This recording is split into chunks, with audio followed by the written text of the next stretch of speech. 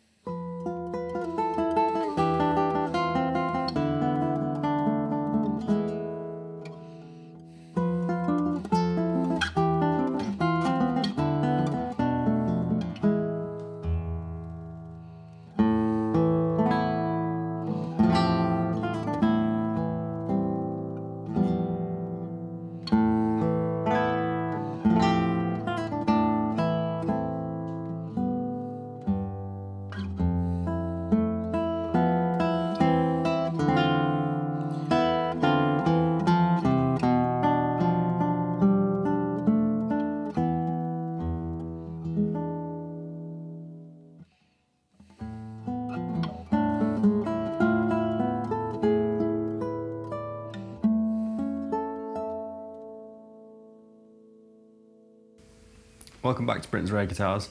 So, Jon, you played that piece beautifully then. Thank you. And Helen, you actually composed that piece, didn't you? Yeah. So we know you as the MD and the keys player on Britain's Rare Guitars. Do you play guitar as well? A little bit. I just dabble on it, really. It's the first instrument I tried to play, but I didn't take to it as much as playing keyboards. Okay, so did you compose this piece on keyboard? I tend to write away from an instrument as well, but when I do usually write, I use piano. But in this instance, I thought it would be a good idea to get a guitar, so I purchased a second-hand classical guitar just to check out whether it was playable. And then when I got the pieces to a certain kind of, well, more or less finished really, then I ran them by John and also Paul Fowles, who runs Manchester Guitar Circle. Just see if there's any limitations. Yeah, just if there was anything that I'd written that was unplayable, I think, wasn't it? I think it was pretty straightforward when Helen came to me with the pieces. They were written beautifully, so we didn't really need to do much. We just sorted out a little bit of the fingering, the positions, and also the interpretation of the piece, obviously, was very important. Great stuff. So this piece has been played on BBC Radio 3, hasn't it? Yes. So how did that come about? That came about via the BBC uploader. BBC introducing artists, there's an equivalent for composers. So I basically got selected to be part of the Hear Her season, which was to commemorate 100 years of the Vote for Women. And this piece has also been featured in Classical Guitar magazine. It has, Well, in fact, you both have your own article in this. Yeah. So, Jon, you're here, and then there's the article on the piece later on. Yeah. So how did that come about? That's a coincidence, isn't it, John? Yes, it was, yeah. I think there's a section in the magazine, since it took over from the British publishers to the US publishers. It's currently being publicized in California, USA. And they started doing this the sections where they will have accessible pieces for people to play that read the magazines. John, you make that look easy, the way you played that. How long have you been playing guitar? Thanks. I've been playing for a number of years. I come from a family of musicians, so I would say I'll be playing music for about 20 or more years, and guitar since the age of 14. Okay, and is it all classical that you do? Or does it vary? Yes, classical. I mean, I started as a rock bass player in a rock band, and then I sort of refined my craft a little bit more, and I came into Britain to study the classical guitar at the Royal Northern College of Music. So can you just tell me a little bit about the guitar you're playing then? Yes, the guitar, it's an Australian maker called Greg Smallman.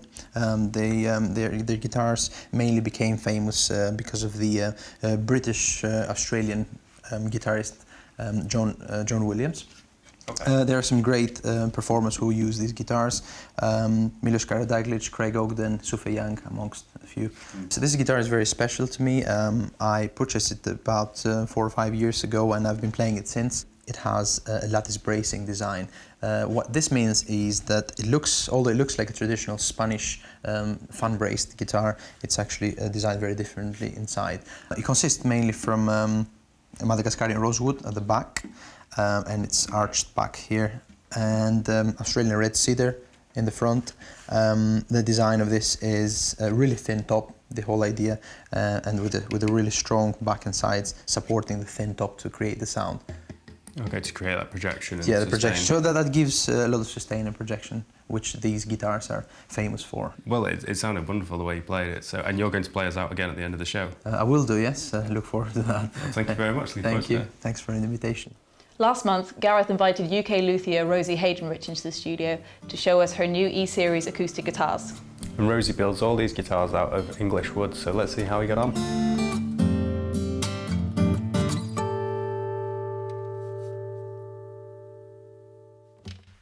Welcome back to Britain's Rare Guitars. I'm here with Rosie Heydenrych from Turnstone Guitars, and well, she's made this gorgeous instrument I have in my hands. Rosie, could you tell me a little bit about the woods in this guitar? So this guitar is what's called an E-Series. It's made entirely out of English woods. I do use traditional woods as well, but English woods is something that I've become interested in.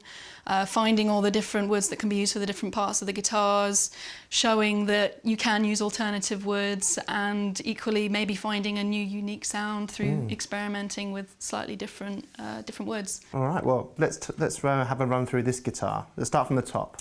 Yeah, so on the top we have English cherry, which is teamed with what we've got on the back and sides. A beautiful example of English cherry. On the back of the headstock we have English sycamore, which is very similar to European maple. It's got that gorgeous flame on the very some maple-esque. Yeah, lovely flame. On the neck we have English walnut, which is 5-piece laminate, and that runs down into the binding, which is also used around the edge, and that's surrounded by London plane. On the top, if we flip it around, on the soundboard we have English grown Monterey cypress, and again kind of coming back to the cohesive theme of using woods and being inspired by more decoratively by woods than really anything else, using a nice simple cherry rosette here but also in the fret markers. And on the fretboard we have what's called bog oak, which is it's a cool wood with a cool story. It's about 5,000 years old. It fell into the bogs in East Anglia. The tannins in the oak reacted with the carbon and the minerals in the bog, which turned it this natural black colour. But it also has structurally, that process makes it more dense. So it's structurally great. It looks a little bit like ebony. Yeah, so aesthetically, ebony, yes. it works really nicely. Yeah, you can see on the sides it's jet black. Yeah, and it ranges hugely in Yeah. colour. So you can get browns, light browns, but you equally can get this jet black example, which... Yeah, and if you look really close, you can almost see the old brown oak colour on the fretboard there. And you can often see in it medullary rays, which you see in regular oak. When it's cut on the quarter, you get these lovely kind of rays, and you can get those in the fretboards as well.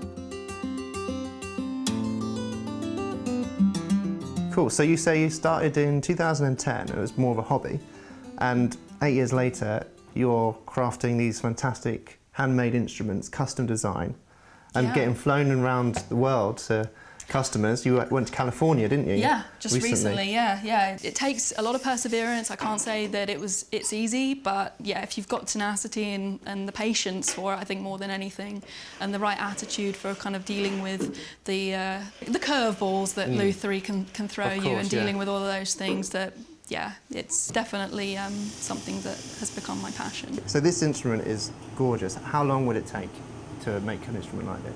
Equivalent of labour for me, about one a month, but I build in batches, so say I'll build 2 or 3 at the same time. Including finishing, it may actually be spread over a longer time, but equivalent in hours of about 1 a month. All right, so a lot of lady hours. Yes, lady hours, many lady hours.